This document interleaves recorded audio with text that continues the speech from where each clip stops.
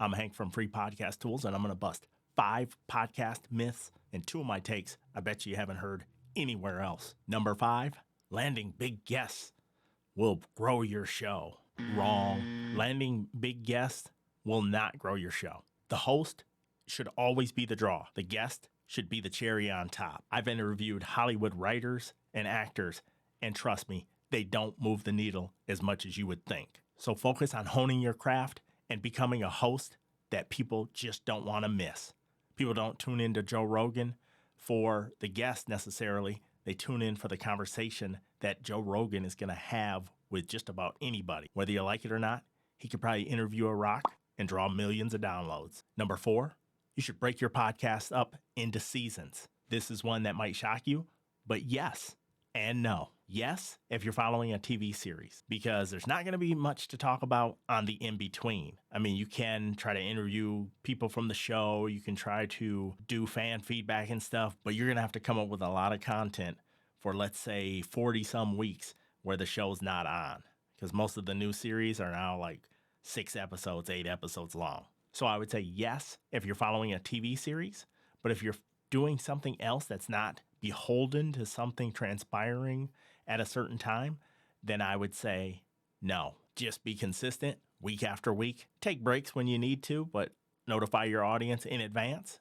of the breaks and just try to get into their routine. People understand when it's a TV series or a seasonal sport or something of that nature.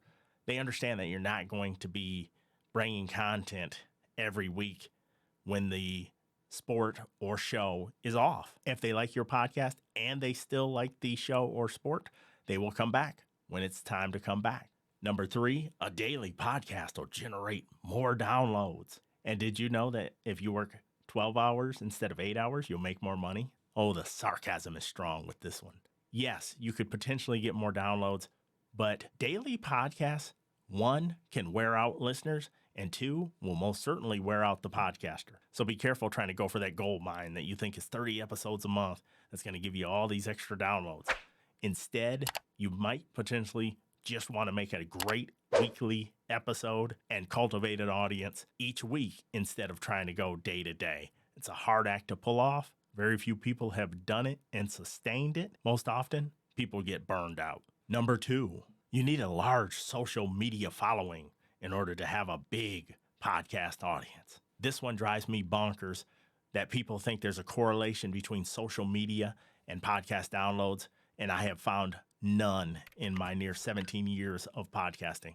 So I will say this.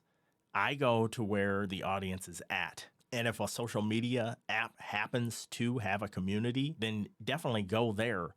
But people following you does not correlate into downloads, and it does not correlate into sales. It does not correlate into anything of substance. If that were the case, these movie stars with tens of millions of followers on social media wouldn't lose $100 million or $150 million at the box office. And they'd all have podcasts that were generating tons of money.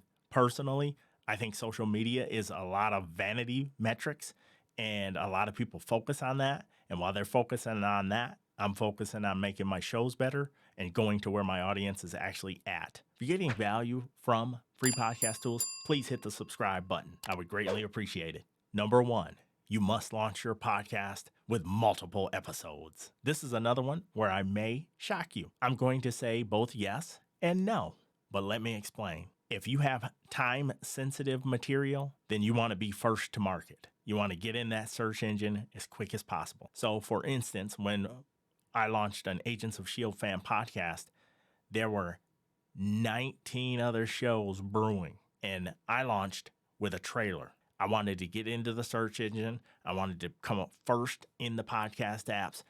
I wanted that momentum of being first. So while other people were toiling around coming up with ideas for episodes prior to the show's launch, I already had a trailer out there and was already garnering subscribers. Yes, you do want to launch with multiple shows if you have bingeable content. So if you have a documentary series, if you have an audio drama, if you have something bingeable, then you want to do the Netflix style approach.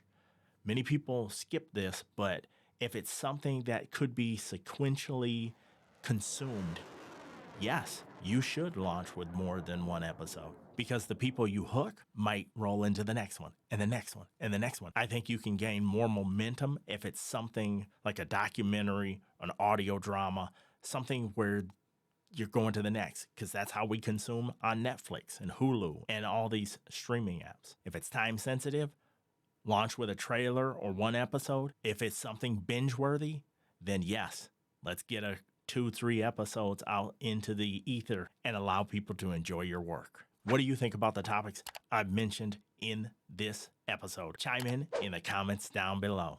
As always, thank you.